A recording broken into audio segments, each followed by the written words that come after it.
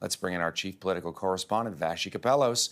Big story today, my friend. The big takeaway for you on this by-election. What do you think? It's a huge story. It's hard, Todd, to overstate the significance of the message that this sends the Liberals. I've been watching with great interest to see the way in which, in particular, the Prime Minister and the Deputy Prime Minister navigated questions about their own future and really the Prime Minister's future as leader of the party. It sounds like they are almost in shock, like they had a hard time kind of controlling that emotion, it seemed, in a public-facing way.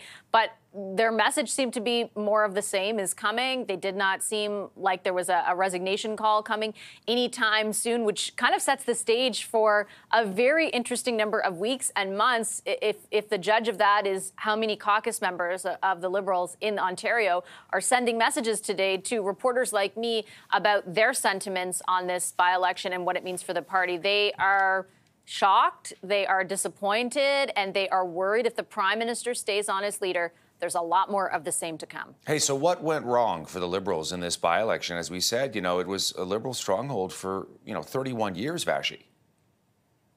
And not just any 31 years. If you think back to 2011, Todd, when the Liberals were basically wiped off the earth by Stephen Harper's Conservatives, they were reduced to just 34 seats under Michael Ignatieff. One of those seats they held was this riding.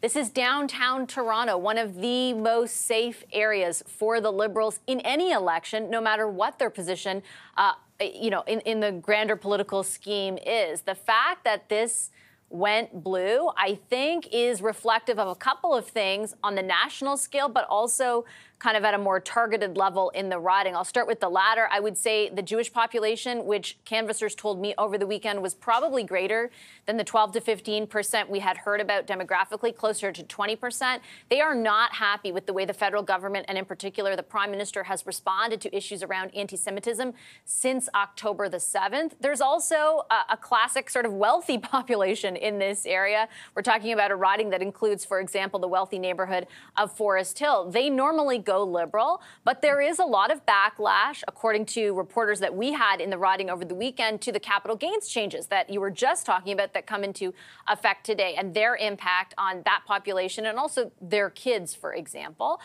And then on a more national scale, I think you've got a couple of factors. The cost of living crisis, a lack of faith, I think, among Canadians that the government can address that crisis or meet the moment, even though they have been putting a lot on the table to that effect over the last number of months through the release of the budget, and an overall sentiment, an appetite for change that seems to have permeated even the safest seats for the Liberals. Yeah, Trudeau fatigue. Let's show the results too, Vassy, while we have you here, just to give our viewers across the country a sense of how things played out. So Don Stewart, who won this, 42.1%, Leslie Church at 40.5%, the NDP under 11, and the Greens under 3. So those two parties, much less of a factor here, very much a two-person race.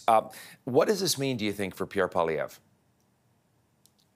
It's a good question. I mean, look, there wasn't a Conservative involved in this campaign or the national campaign who wasn't calling people like me or other reporters yesterday saying, there's no way we can win this thing. We have, the quote I would use is, we have zero chance of winning Toronto St. Paul. So they were certainly attempting to downplay expectations. To be fair, I really don't think they thought they would win. I think they thought they would narrow the margin of victory quite a bit, but I don't think they expected the riding to flip.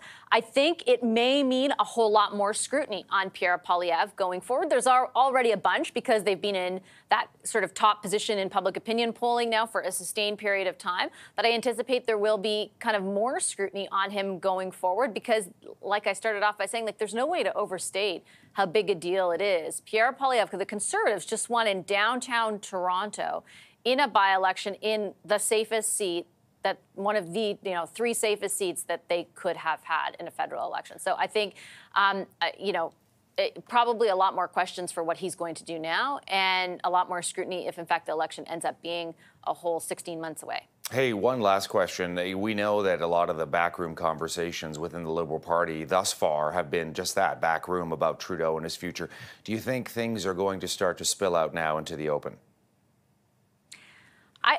In any other situation, I would say yes. And even in this one, my gut tells me yes, just by virtue of how many caucus members, particularly in the GTA and Southwest Ontario, are voicing their opinions on this behind the scenes. What's been unique about the Liberals, led by Justin Trudeau, is a real reticence to do that, right? Other than a few aberrations like SNC, for example, most members of the Liberal caucus, they'll say things behind the scenes, but it's not like the Conservatives. They don't eat their own. In particular, they're not prepared to eat Justin Trudeau, who, took them from the doldrums of 2011 to the glory of 2015. So he does have a lot of loyalty generated through that.